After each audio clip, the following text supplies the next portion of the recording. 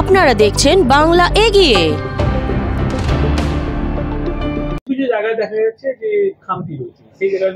দেখুন, এই খামতি মেটানোর জন্যই আমরা মেলার পরপরই আমরা পর্যালোচনা করছি এবং এই খামতিকে পূরণ করার জন্য প্রতিটি বিভাগীয় দপ্তরের আধিকারিকদের নিয়ে যাতে এই খামতিকে পূরণ করা যায় সেটা চেষ্টা করা হচ্ছে। কেন এবারে মাননীয় মুখ্যমন্ত্রী মমতা বন্দ্যোপাধ্যায়ের তার নির্দেশে এবারের মেলাকে সর্বাঙ্গ সুন্দর করবার চেষ্টা হচ্ছে।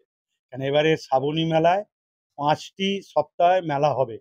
এক্ষেত্রে দেখা যাচ্ছে যে এত ভিড়ের চাপ যে শনি রবিবার ছাড়াও প্রতিদিন প্রায় 25 থেকে 30,000 মানুষ পায়ে হেঁটে আসছেন গড়ে।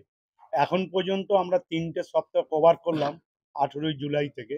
সেখানে প্রায় আমরা দেখেছি যে 50 লক্ষ মানুষ এ পর্যন্ত এসেছেন। সামনে শনি রবিবার এবং রাখি পূর্ণিমা আছে। আমরা আশা রাখছি যে এই সপ্তাহ প্রায় 25 থেকে 30 লক্ষ লোক আমাদের আসবেন এবং এবারে 5টি সপ্তাহ পড়েছে এবং 17-18 তারিখও আমাদের এই মেলা চলবে। এক্ষেত্রে আজকেও আমরা তারকেশ্বর পৌরসভায় আমরা বসেছিলাম, পৌরসভা সভাঘরে সবাই এসেছিলেন রিলেটিভ দপ্তররা এবং আমাদের জেলা পরিষদের সভাধিপতি, আমাদের এমপি মিতালি বাগ সহ DM, ADM, SDO, BDO, panchayat সমিতির সভাপতি, কর্মাধ্যক্ষ জেলা পরিষদের এবং আমাদের চেয়ারম্যান তারকেশ্বর পৌরসভা, বৈদ্যবাটি পৌরসভার প্রতিনিধিরা এবং পুলিশের লোক, আরপিএফ, জিআরপি, রেলের লোক সকলেই আমাদের এসেছিলেন এবং আমরা দেখেছি যে এই মিটিংয়ের পর যেগুলো ঘাটতি থাকে সেই ঘাটতিগুলো পূরণ হয়। বুঝতেই পারছেন অতি বর্ষা, সেই বর্ষায় কোনো জায়গায় রাস্তা খারাপ হচ্ছে, আবার পরে সারিয়ে দেওয়া হচ্ছে যাতে পুণ্যার্থীদের অসুবিধে না হয়।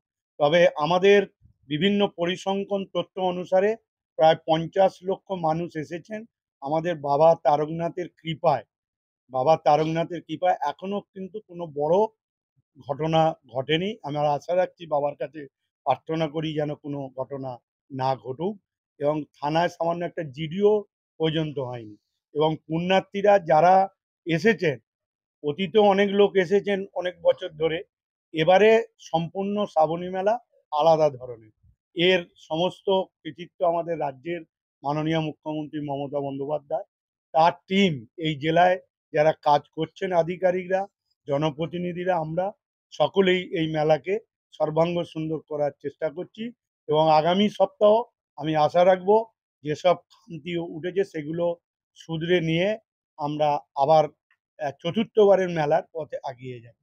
এবং সবচেয়ে বড় কথা, আমি ধন্যবাদ জানাবো মন্দির কর্তৃপক্ষকে যে তারা সারা রাত মন্দির খুলে রাখার জন্য আমাদের প্রশাসনের পক্ষে সুবিধা হয়েছে।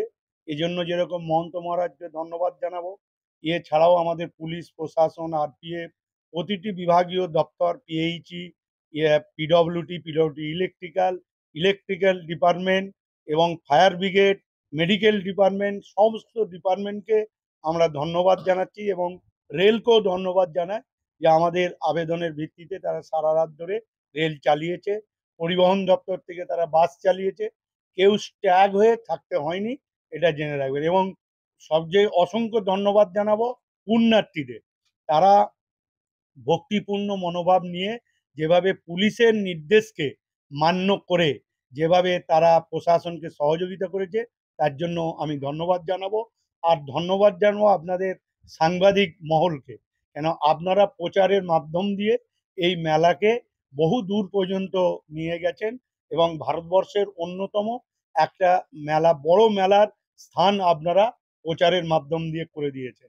এবারে আপনারা জানেন যে এবারে আমরা একদিকে যেরকম বৈদ্যবাটি, তারকেশ্বর পৌর এলাকাগুলোতে আমরা সিসিটিভি মোড়ে ফেলা হয়েছিল এবং একবারে গঙ্গার ঘাটে আমরা জাল দিয়ে, নেট দিয়ে ঘিরে রাখা হয়েছে যাতে কেউ দুর্ঘটনা না পড়ে এবং সেখানে লঞ্চ অ্যাম্বুলেন্স রাখা হয়েছে যাতে দুটো হসপিটালে নিয়ে যাওয়া যায়।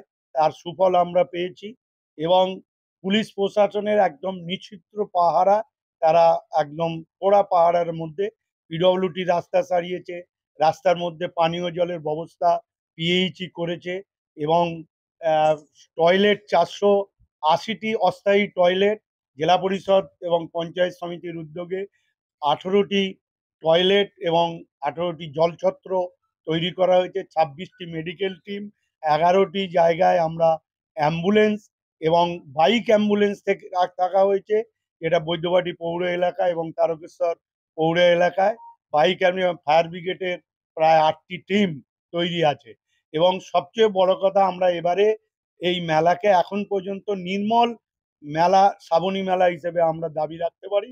তার কারণ এত মানুষের সমাগমে যেভাবে প্লাস্টিক বা অন্যান্য জিনিস ব্যবহার করা হয়েছে সেগুলো প্রায় সঙ্গে সঙ্গেই আমরা ক্লিয়ার করতে পেরেছি এবং এখন পর্যন্ত আমরা দাবি রাখতে পারি যে এবারে শ্রাবণী মেলা হচ্ছে নির্মল শ্রাবণী মেলা। ভালো কাজের জন্য প্রতিবার দেখা যাচ্ছে মাননীয় মুখ্যমন্ত্রী বা আপনাদের দপ্তর থেকে তাদেরকে উৎসাহ দেওয়ার জন্য কিছু না কিছু আমরা আমরা এবারে পরিকল্পনার মধ্যে রাখা হয়েছে যে দপ্তর ভালো কাজ করবে, ফার্স্ট সেকেন্ড থার্ড এইভাবে তাদেরকে পুরস্কৃত করে আমরা তাদেরকে উৎসাহিত করব। একটা অভিযোগ উঠেছে এখানে বৈদ্যবাটি ঘাটে জলযাত্রীদের থেকে 10 টাকা করে ডোনেশন নেওয়া হচ্ছে। না, ভাইরাল হচ্ছে। এ সংবাদটা ঠিক নয়। যেই করে থাকুক এটা কৃত্রিমভাবে করে প্রচার পাওয়ার জন্য মোবাইলে এটা করেছে। আমাদের কাছে এরকম কোনো খবর নেই এবং এ ব্যাপারে জেনে রাখবেন, চুরি, ছিনতাই, জুলুমবাজি একদমই এবারের মেলায় হয়নি, আর আশারক্ষী হবেও না। যে অভিযোগ সেটা সত্যতা ঠিক নেই। শেষ দিনে কি আরো বাইক হারিয়েছে? হ্যাঁ, আমাদের শেষ দিনে আরো বাইক অ্যাম্বুলেন্স বাড়ানো হবে। এক্সট্রা মেডিকেল ক্যাম্প তারকেশ্বর স্টেশনে, লোকনাথ মন্দিরের কাছে যেগুলো দাবি উঠেছিল সেগুলো করা হচ্ছে। যেটা বাংলা নিয়ে দাবি যেটা এখন চলছে, বাংলাকে বঞ্চনা করা হচ্ছে, বাঙালিদেরকে বঞ্চনা করা হচ্ছে, ইভেন বাংলা ভাষাকে নিয়ে কটাক্ষ করছে এবং পুলিশের পক্ষ থেকে, দিল্লি পুলিশের পক্ষ থেকে একটা পোস্ট হয়েছে যেটা নিয়ে কিন্তু রাজ্য থেকে সবাই কিন্তু একভাবে সরব হয়েছে। এটা অত্যন্ত দুর্ভাগ্যজনক যে ভারতীয় জনতা পার্টি 2021-এ ক্ষমতায় আসতে না পারার জন্য তারা যেভাবে হাতে না মেরে ভাতে মারার চেষ্টা করছে, পশ্চিমবঙ্গকে অর্থনৈতিক প্রবঞ্চনা, অবরুদ্ধর মাধ্যম দিয়ে বাংলাকে তারা জব্দ করতে চাইছে।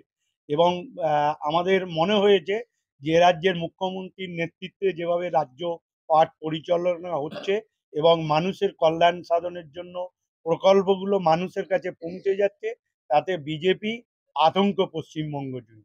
সেজন্য তারা বাংলা বিদ্বেষী হয়ে উঠেছে। কিভাবে বাংলাকে জব্দ করা যাবে, যেখানেই বাঙালিরা থাকছে সেখানে তাদের হেনস্থা করা হচ্ছে, মারধর করা হচ্ছে এবং সবচেয়ে বড় কথা তাদের পরিচয়পত্রগুলো আটকে রাখা হচ্ছে। অপরাধ একটা, বাংলার বাসিন্দা আর বাংলার কথা বলার জন্য। আমরা জানি যে ভারতবর্ষের স্বাধীনতার আগে, পরে এবং স্বাধীনতায় বাঙালিদের একটা বড় ভূমিকা রয়েছে। বন্দের মাতরম যিনি তৈরি করেছিলেন তিনি হচ্ছেন এই বাংলার ঋষি বঙ্কিমচন্দ্র। আবার জয় হিন্দ যে শব্দের আওয়াজ, এটা তুলেছিলেন নেতাজি সুভাষচন্দ্র বোস। আর এটা জেনে রাখবেন, যিনি সর্বধর্ম সমন্বয়ে, জাতি ধর্ম নির্বিশেষে ভারতবর্ষকে দেখতে চেয়েছিলেন, তিনিও একজন বাঙালি, তিনি হচ্ছেন স্বামী বিবেকানন্দ। আবার বিশ্বকবি রবীন্দ্রনাথ ঠাকুর যিনি জাতীয় সঙ্গীত তৈরি করেছিলেন, তিনিও একজন বাঙালি। এইভাবে বাঙালিকে অপদস্থ করা মানে এইসব মনীষীদের অপদস্থ করা। তার কারণ তাদের বাংলার শিক্ষা, বাংলায় কথা বলা এবং বাংলার প্রতিনিধি হয়ে ভারতবর্ষের কথা ভাবা, এটা একমাত্র এনারাই করেছিলেন। তাই সমগ্র বাঙালিকে অপমান করা মানেই হচ্ছে যে এনাদেরকে অপমান করা। তাই বিজেপির কালচার কিছু নেই। তারা প্রথমেই দেখেছিলেন যে বিদ্যাসাগরের মূর্তি ভেঙে গুঁড়িয়ে দিয়েছিলেন, তাই তারা বাঙালি কালচারকে জানে না। যত তারা এরকম করবে তত জেনে রাখবে পশ্চিমবঙ্গ থেকে তারা ধূলিসাৎ হবে। তার কারণ একদিকে 100 দিনের কাজের টাকা বন্ধ, বাড়ি তৈরির টাকা বন্ধ, রাস্তা তৈরির টাকা বন্ধ, কেন্দ্রীয় প্রকল্পের টাকা বন্ধ, জিএসটি বাবদ সহ প্রায় 1,85,000 কোটি টাকা আমাদের প্রাপ্য। এটুকু এত প্রবঞ্চনা এবং এই অতি বর্ষণে যেভাবে অপরিকল্পিতভাবে ডিবিসি জল ছেড়ে যেভাবে আমাদের এই বাংলাকে বানভাসী করে তুলেছে, এটা বাঙালি বিরোধীর একটা অন্যতম চরিত্র বলেই বাংলার মানুষ মনে করছে। তারা যতই এরম করুক না কেন, বাংলায় তারা কোনোদিনই প্রতিষ্ঠিত হতে পারবে না। যত বাংলার প্রতি এই প্রবঞ্চনা করবে, বাংলা থেকে শুধু নয় ভারতবর্ষ থেকে বিজেপি ওয়াশ আউট হয়ে যাবে। বিগত দিনে আপনাকে দেখা গেছে বিভিন্ন ক্ষেত্রে বিশাল বড়ভাবে আপনি মিছিলে দাঁড়িয়েছেন, বিক্ষোভ করেছেন এবং আপনার কি দেখতে থাকুন বাংলা এগিয়ে।